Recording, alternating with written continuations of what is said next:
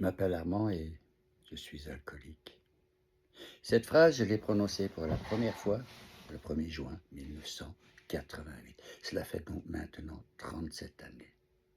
Qu'est-ce qui s'est passé ce jour-là? Plutôt ce soir-là. Au matin, j'avais décidé une fois encore, d'arrêter de boire. En effet, car j'étais dépendant à l'alcool depuis mes 12 ans. D'abord, c'était de la bière occasionnellement, puis de plus en plus souvent, et puis tous les jours, puis du matin au soir. De mes 12 à mes 30 ans, bien sûr, je n'ai pas fait que boire.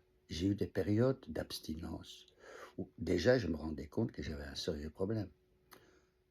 Il faut bien l'avouer que durant des années, j'ai bu, j'étais saoul du matin au soir, et malgré tout, je roulais en voiture. Heureusement, je n'ai blessé personne, je n'ai tué personne, je n'ai jamais eu d'accident avec quiconque, sauf une fois moi-même, quand j'avais décidé de lancer la voiture sur un poteau, hélas, ou heureusement, je suis toujours là. Alors, revenons-en à cette soirée du 1er juin 1988. J'avais 30 ans, il était temps que j'arrête de boire car mon foie allait très mal. Je recevais tous les jours, depuis des semaines, des piqûres pour essayer de soigner mon foie. Car la preuve est qu'on peut soigner son foie même quand on en est au stade ultime. Pourquoi je fais cette vidéo aujourd'hui?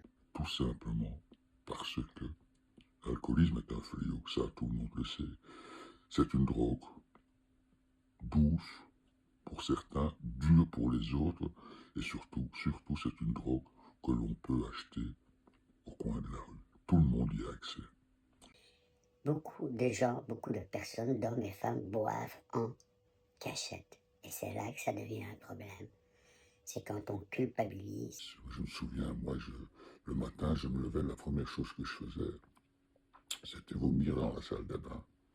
Et puis, vite aller dans le frigo, ouvrir la porte, encore en slip debout devant la lumière allumée, je prenais la bouteille de martini, je l'ouvrais et je la mettais et j'en buvais un sacré coup. Et ça allait mieux. J'allais mieux, j'étais prêt à affronter ma journée. Tout au long de la journée, comme ça, je buvais. Bien entendu, les gens autour de moi s'en apercevaient que j'avais un problème d'alcool. Ça se voyait à mon comportement, à ma façon de parler, de réagir. Ils me surveillaient. Donc, ils voyaient bien que les bouteilles disparaissaient, diminuaient, etc., etc. Alors, j'étais plus malin qu'eux. Qu'est-ce que je faisais? J'achetais tout en double.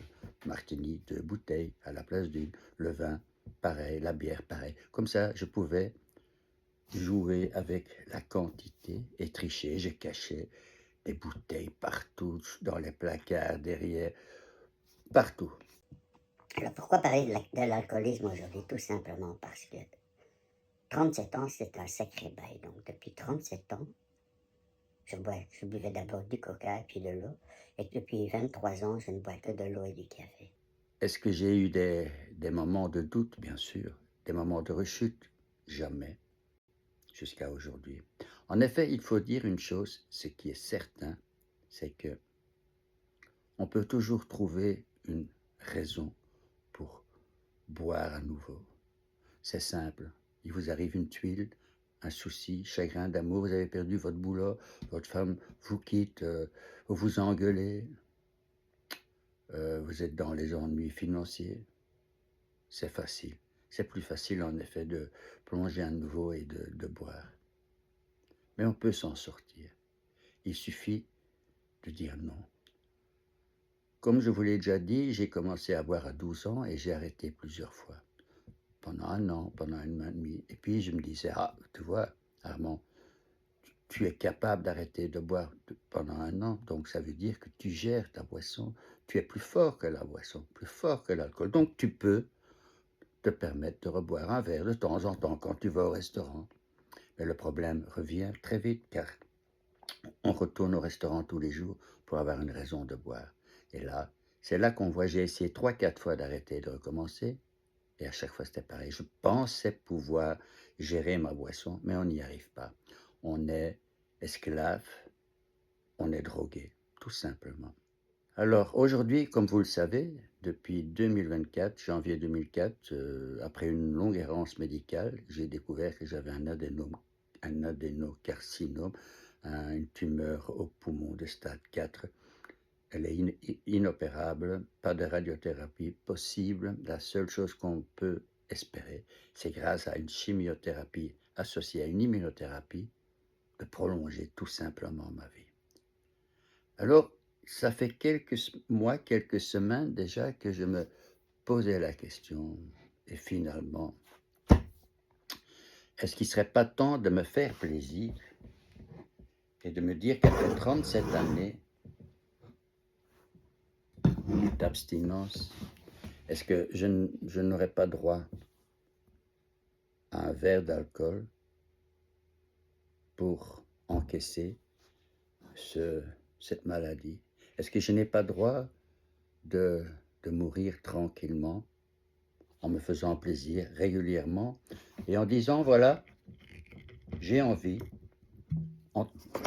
parce que j'ai envie de me faire plaisir et de boire ce verre. Alors, est-ce que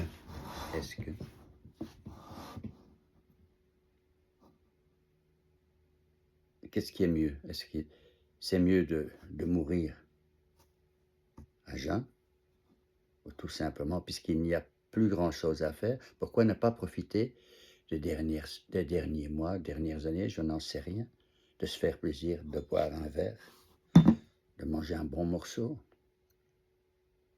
Ou alors, je ne sais pas, je vous avoue que je me suis posé souvent la question. La question revient souvent dans ma tête, mais je pense y avoir trouvé réponse, tout simplement.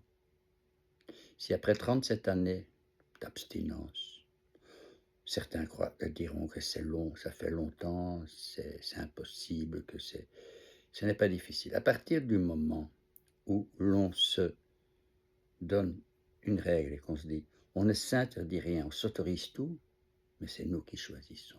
Donc, quand à l'âge de 30 ans, j'ai compris qu'il ne suffisait pas d'interdire, non, tu ne peux pas boire, je ne peux pas boire, non. Il suffisait de dire, je peux boire, mais c'est moi qui décide si je rebois. Donc je pourrais dire ce soir, enfin, cet après-midi, je vais reboire un verre d'alcool.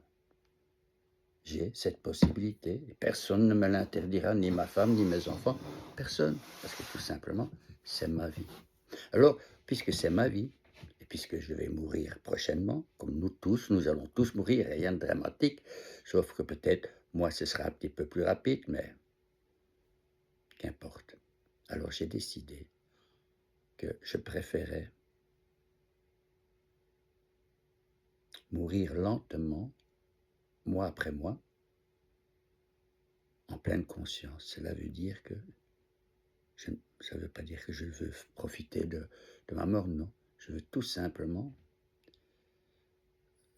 accompagner cette dernière phase de ma vie, en pleine conscience. Je veux être présent au moment de ma mort et pas être sous l'influence de l'alcool. Car c'est clair que c'est plus facile de boire un bon cognac, un bon martini, un bon verre de vin, une bonne bière, et se laisser aller et profiter du temps qui reste.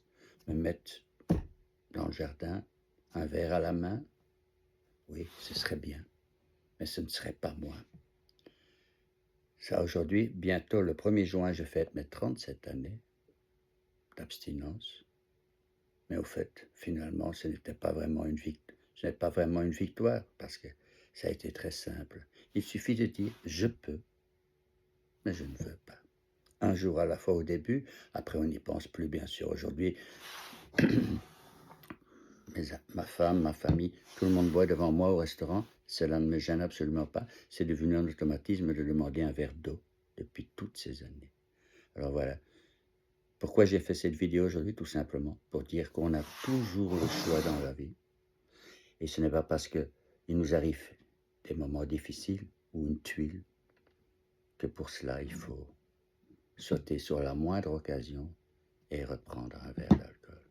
L'alcool tue, bien sûr, vous allez me dire, le cancer tue aussi, oui, mais il prend son temps, tout comme l'alcool. Et avec l'alcool, vous n'aurez jamais le dernier mot, car il n'existe pas de traitement chimique pour l'alcool. Si vous êtes dépendant, il va falloir réagir. Alors voilà, je vous dis à votre santé. Si vous avez un problème d'alcool, arrêtez de boire, car l'alcool ne détruit pas uniquement votre organisme, mais il détruit toute relation sociale et toute votre famille à la fois. Voilà, c'est tout. C'était ma contribution du jour. Non pas un texte comme d'habitude, ou un extrait de mes romans, mais tout simplement vous dire que l'alcool ne résout jamais vos problèmes. Voilà, c'est tout. Je vous embrasse, je vous dis merci d'avoir regardé cette longue vidéo et je vous promets que la prochaine fois, elles seront plus courtes. À bientôt.